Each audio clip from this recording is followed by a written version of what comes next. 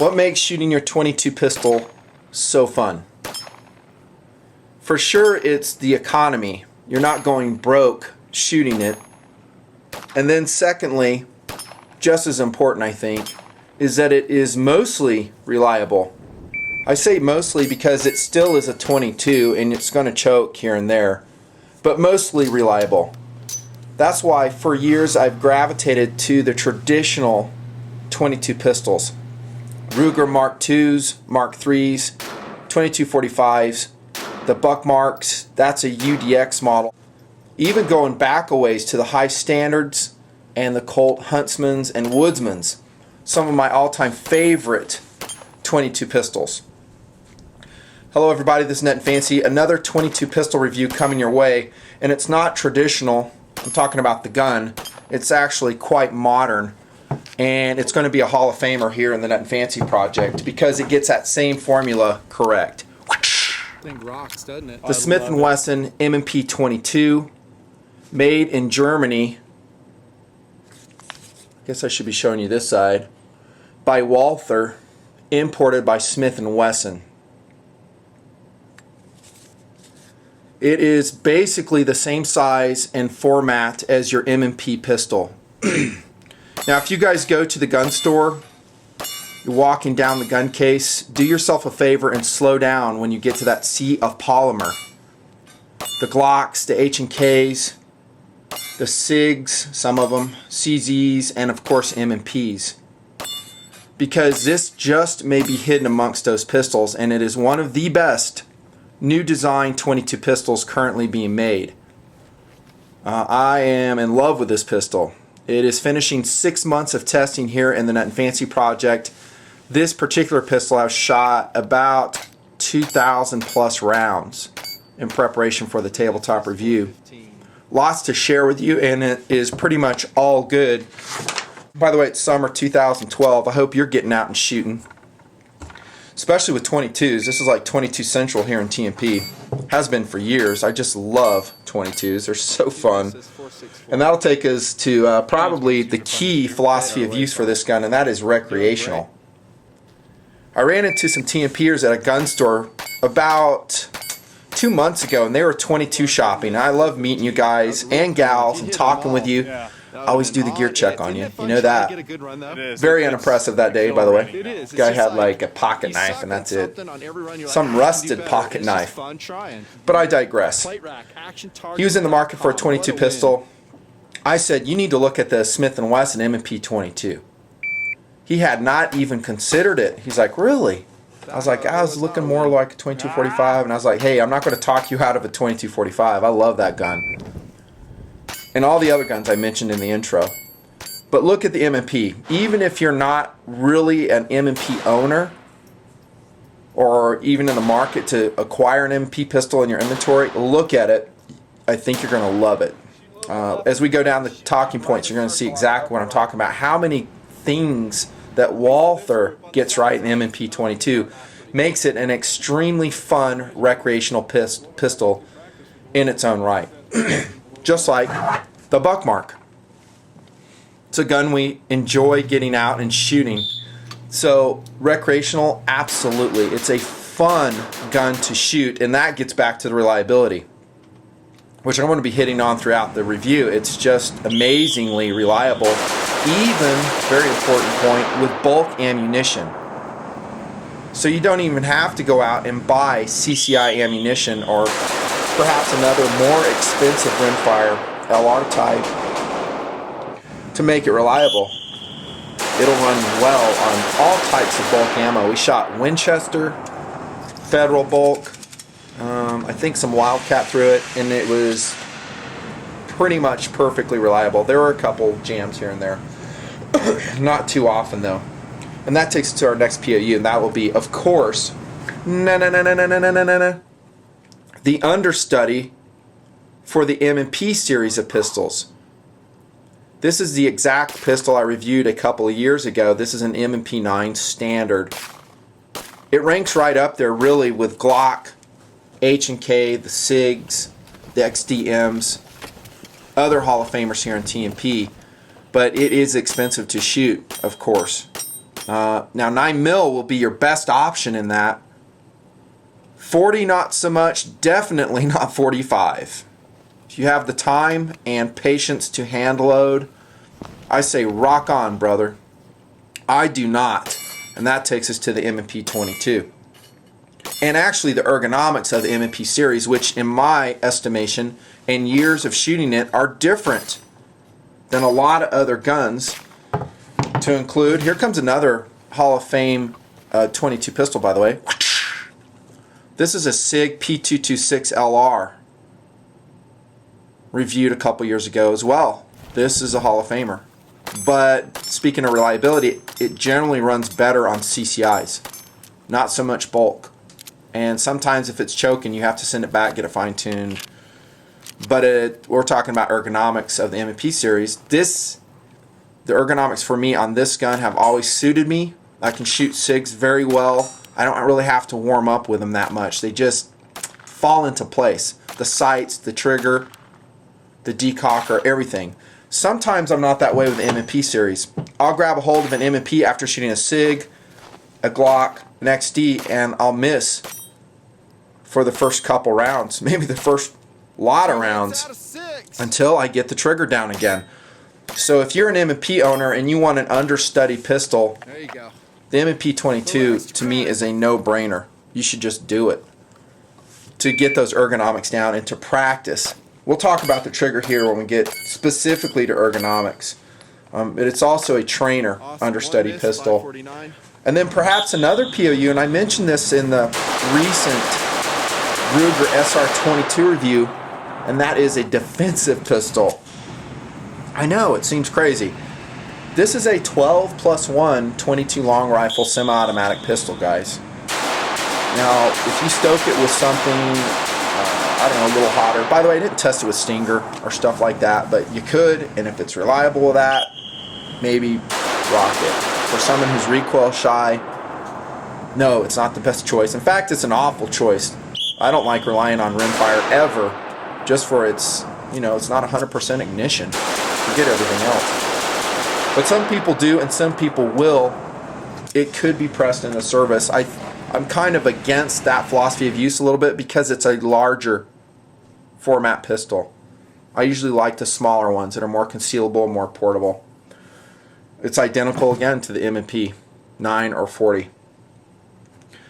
Last philosophy of use, I don't know if it's really philosophy of use, but I think it's interesting. I think guns like this that are a dedicated 22, analogous to a modern combat pistol like M&P, are really going to give the conversions a hard time. This is a Kimber conversion riding on a Scandium Smith and Wesson 1911 frame, and it does not run well, by the way, on this frame. On others it has. On this one it was choking quite a bit, and sometimes we'll see that a lot with all types of conversions, that they're not totally reliable. It might be the Glock Advantage arms, depending on your frame, might be a 1911 conversion. The TSG conversion, TSG 22 by Taxol, I saw that choking a lot. A gun like this that's a dedicated 22, look out conversions. I think if you're smart, you just buy a dedicated conversion, not conversion, but the gun for more reliability. We got to move on. Size, width, weight, balance, and feel are again very similar to the M&P, with some important changes. This is 23 ounces with an aluminum slide. This M&P 9 is 28 ounces. The feel is going to be different because of that weight difference, but I think it's,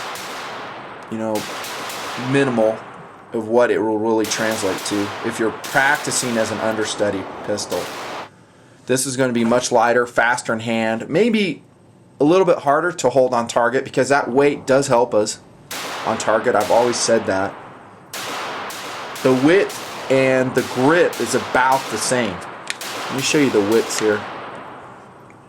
M&P 22 on the right, M&P 9 on the left.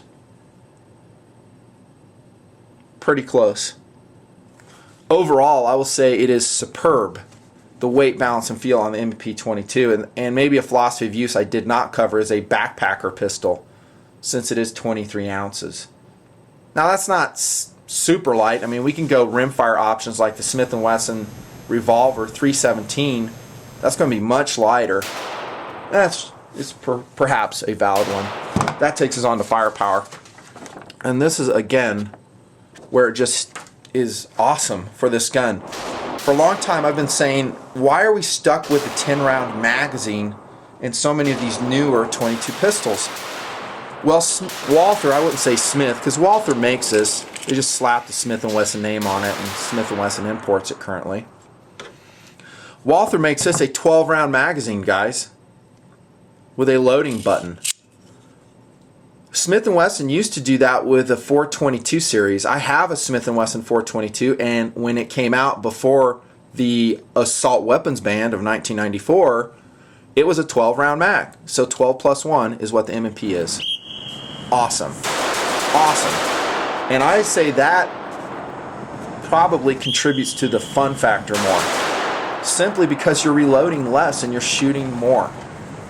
Now, if you talk about a defensive POU, I know it's not ideal, but those will help as well. Firepower blows away 2 rounds, pretty much all the other competition, to include the SIG 226 LR, a lot of those conversion kits, and just standard pistols I was talking about too. All of those are this 10-round standard.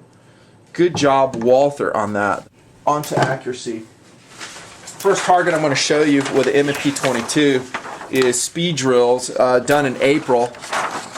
I think this is me, I forget. Bam, bam, bam, bam, bam, bam, bam, bam. Man, those are fun. Just speed drills off the whistle. Go to your local range and do that.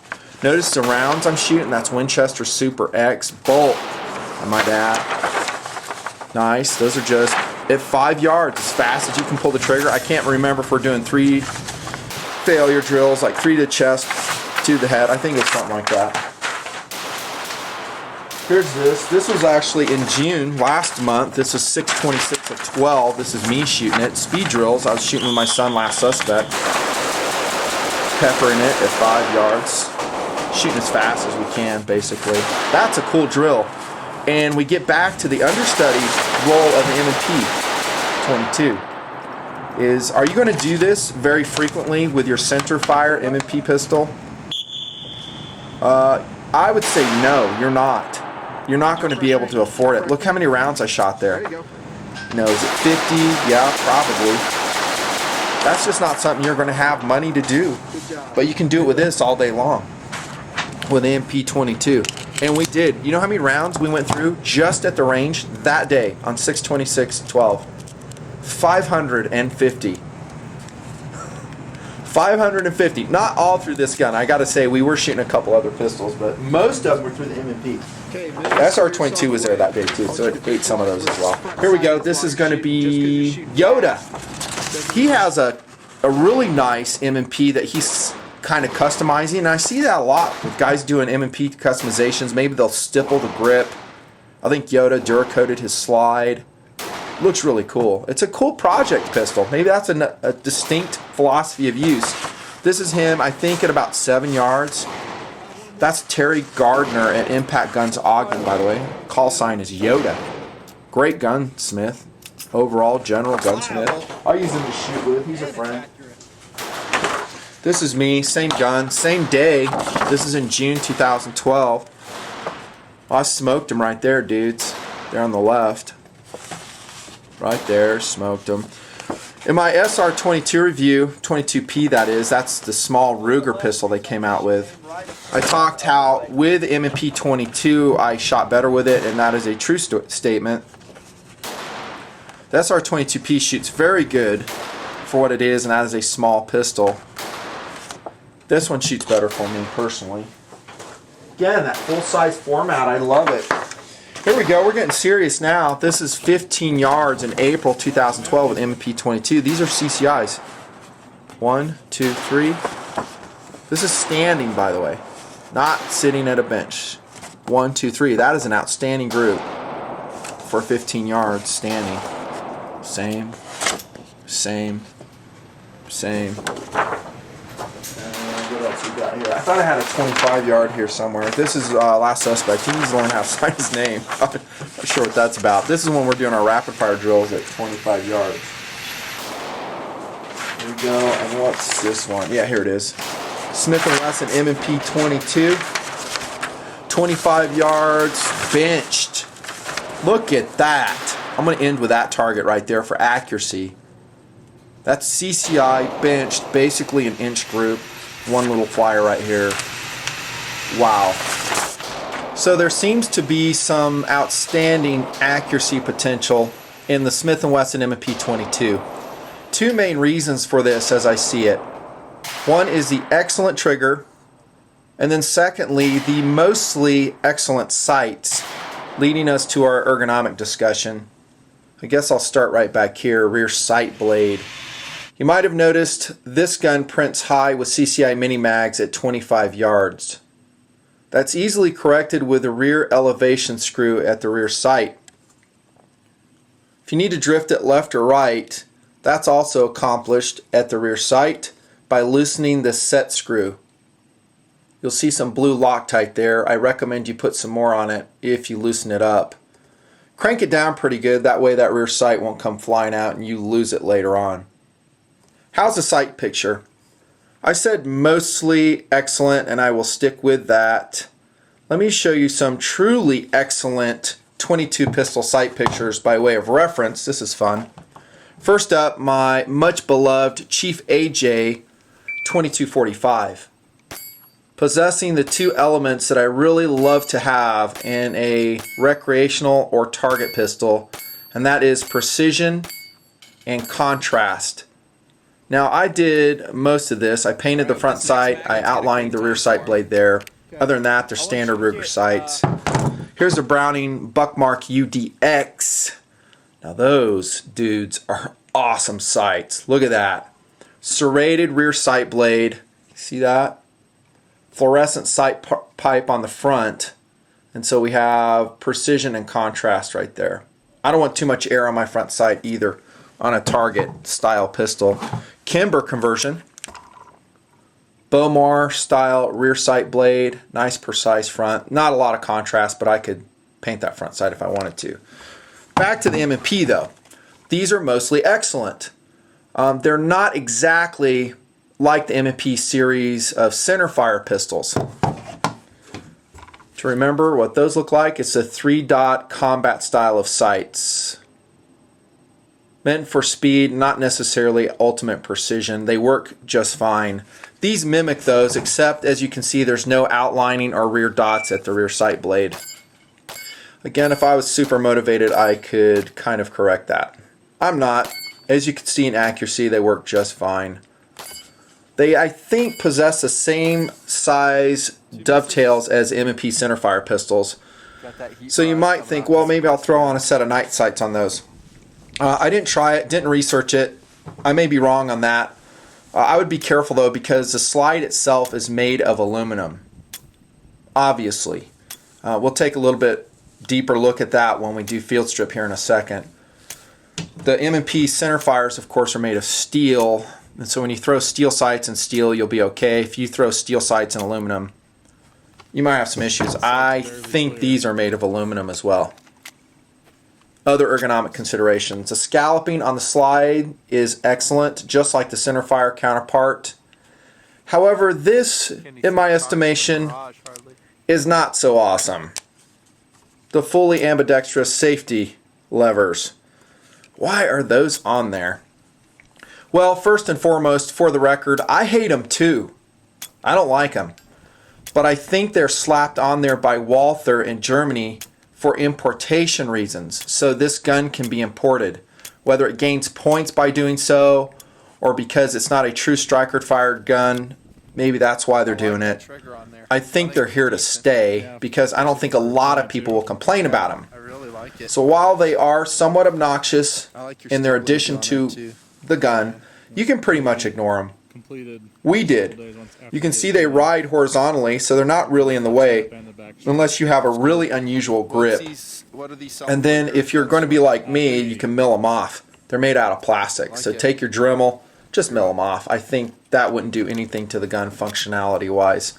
However, if you ever send it back for service, Smith and Wesson won't like that you've done that, and they'll probably just reinstall them. That's the safety levers. The good thing is, if you decide to use them, I recommend you don't. Just use good finger control, if you know what I mean. They are truly ambidextrous, along with all the other controls of the gun as well. The ones that count, that is a slide catch, slide release. They're on both sides, just like a centerfire M&P.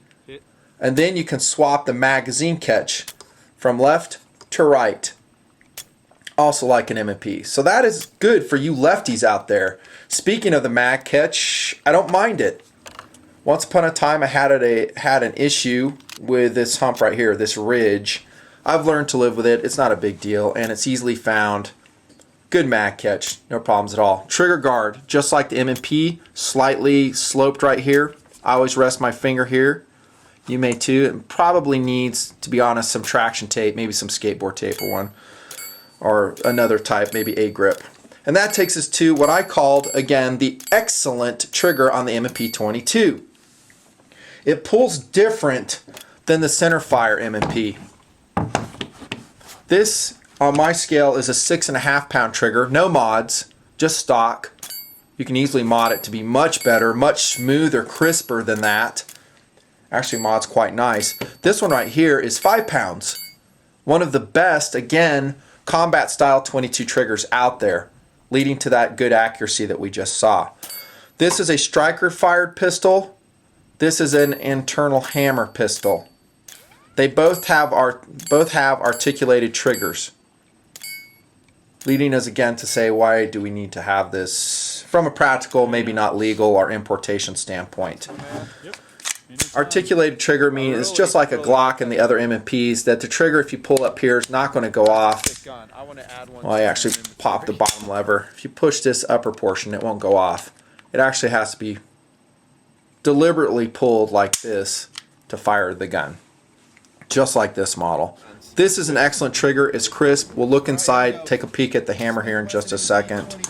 The other ergonomics of the gun, again, just like M&P, and that is a good thing because this gun got so many things right. Talking about grip angle, the comfort of the grip, the width, the slide serrations, other stuff. And speaking of the grip, you're going to be stuck with this back strap on the M&P22. Not a big deal in my book. By way of reference, M&P centerfire pistols can swap out the back straps with the process I showed you in the review and the tool, right? Or you're just rotating it out. I always leave the medium one on there. I have tried the other ones and they didn't do anything for me as far as accuracy or comfort of shooting. So for most of us, the medium-sized back strap will work just fine. Unfortunately, this gun does have that dumb magazine disconnect in it. Hate it. There's probably a way to get rid of it. I haven't researched it yet. You'll probably see some TMPers and comments telling you where to go to do that. Once again, though, if you send it back to factory for service, if you ever need to, they'll just reinstall it for you. Let's see, other ergonomic stuff. We have a pick rail here for attachment of lights, which I think sometime during the 6-month testing process we ran. There's this still excellent Streamlight TLR3. In a target or recreational pistol, I don't really think I need night sights because I can just throw a light on the rail and that does enough illumination for me. Maybe even a defensive philosophy of use with a normal centerfire pistol. There you go. That takes us to field strip and maintenance. It is simple. Nice. Take the magazine out. We're at a safe direction. Rack the slide. And then this is your takedown lever. Here comes a gotcha from Nutnfancy. Rotate the takedown lever, just like the instructions say. Wiggle it out just a little bit. That much is all. Don't remove it. Like I did. I didn't read the instructions first, and it was a pain in the butt to get it back in. Kind of. Once that's done, just retract your aluminum slide. Take it off the frame. There's your field strip. You can see the pinned barrel. Very Walther-like. In fact, it's just like the P22 barrel. This portion right here is the threading protector. You'll need that special tool to spin it off and attach a suppressor. We'll talk about that in accessories. So it's pinned and it's accurate. There's your steel rails the slide rotates on, and since it's a pinned barrel design, I guess that's enough for it. There's your internal hammer. your ejector on the M&P22. Now for maintenance, what I do is just put a little dab of maybe some Slip 2000 or Militech right here actually for lubrication. After I clean the barrel, I get my stiff toothbrush, I clean the chamber area, and that's about it. Don't remove the grease here in the takedown pin area. Shouldn't be necessary. You can take this recoil rod out. There's a little circular plug here. The instructions show if you need to. You shouldn't really have to. There's your recoil spring. Tuned for great reliability, as we've seen. I think speaking of reliability, I think one of the key attributes to getting it right is making this slide lightweight when you're doing an understudy pistol. In other words, this is not a new design. It's designed to look like the M&P series. That means the slide has to rotate all the way back and forth. Keep in mind, like on the Buckmark, the only mass that's rotating back and forth is right here. Whatever mass it is, steel or aluminum, it better be tuned for the power of a .22 long rifle. If it's not going to be reliable. And it looks like Walther got this one right. There's the interior of the slide if you want to see it. High quality milling. Fit and finish throughout the gun is just superb. I could really do without that. The big white Smith and Wesson logo. Now it's kind of like the M&P centerfire. It's just not filled with white. For putting it back together, piece of cake. You just put it like so. Thread the barrel in. Back we go. Since we didn't remove the takedown lever. Done. That's field strip maintenance on the M&P22, and it's about as simple as it comes. I love it. That takes us to accessories. Just like an M&P centerfire, it will fit your M&P holsters. This is a Serpa from Blackhawk with an adapter on the back. I usually run it on chest-mounted pistol. Check it. Excellent. Excellent. I kind of mentioned the sights already. This trigger and the internals are completely different from the Smith and Wesson centerfire M&P, so those won't swap over. I really don't think you need to accessorize it other than holsters. All the M&P stuff will fit. Once again, I really want to drive that point home. But other than that, what else do you need accessories wise? You can mod your sights out like I talked about. I would just run it as it is. I would get more magazines, which are probably expensive, and I know for a fact they're hard to find, at least in mid-2012. Oh, one thing I do want to talk about is suppressor attachment. There is the outstanding Silencer Co. Sparrow .22 long rifle suppressor. We ran it a fair amount in testing on here, utilizing the threading adapter. You can see right there. We talked about the tip there. You just screw it on. Make sure it's really tightened on there. And we found that the sights do clear the Sparrow just barely, so you won't have to put new sights on. And it was reliable with this one. And probably your can too if you have a .22 long rifle can. So it's ready to rock and roll. That's 1/2 x 28 threading on there. The adapter will take it from that barrel on. On to value. Lots of .22 pistol options out there. I said at the outset, this gun is going to give the conversions a run for their money. I still love the SIG 226 LR conversion. Just love it. I love the SIGs. You guys know that. This is an expensive gun to acquire though. I forget the price offhand, but it's more than this. This current dollars will ballpark around $380. Look in the upper right. That's where I recommend to go get it. If I can, I'll work a deal for you. Comes with a lifetime warranty. That's styling. You can go with a conversion kit if you want. I think the Advantage Arms ones, if you can find them, run around about $280 for your Glocks. I think you need to run high impulse ammo in those to make sure they're reliable. Same thing could be said for the SIG as well. I'm talking CCI mini mags. Whereas this one runs with pretty much any ammo you can throw in it. Taxol TSG 22 is about $330. That was not reliable in my testing. That's a Glock conversion. And then of course you have the SR22, all the other ones I've talked about over the years. I think value is outstanding for what you're getting, and that is an ultra reliable and durable understudy pistol or recreational pistol with a Smith and Wesson M&P22. I was amazed at its reliability.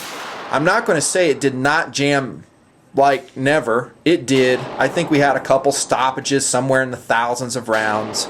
It is rimfire ammunition, and that chokes once in a while. That's just the way it is. But for the most part, we were running it and just going, wow, this is a new designed pistol, and it's reliable with bulk, cheap, inexpensive 22 ammo. No parts breakages whatsoever. Nothing fell off. The sights didn't lose zero. It's just a well put together gun. Durability and reliability is outstanding, and from what I can gather in my 6 months of testing and my friends who have one, that is Brian from Gunnies, and then Yoda from Impact Guns Ogden, and some other dudes, it is great, the track record. The Smith and Wesson M&P22 is one of the best 22 pistols out there currently. I recommend you go check it out at your gun store. Or just buy it off this video, my recommendation. You'll love it. And if you don't, you can turn around and sell it very quickly. The word will get out on these awesome guns, if it hasn't already. The M&P22, and it will probably stand as a Hall of Famer. Much like that SIG 522. You guys remember my review on that a couple years ago? One of the best tactical 22s out there. Sometimes these overseas manufacturers just get a gun right. Other than the safety catch, the magazine disconnect, which honestly are kind of minor issues, the M&P22 is gold star. I love it. That's a Nutnfancy review. Thanks for watching, guys. Have a great summer. See ya.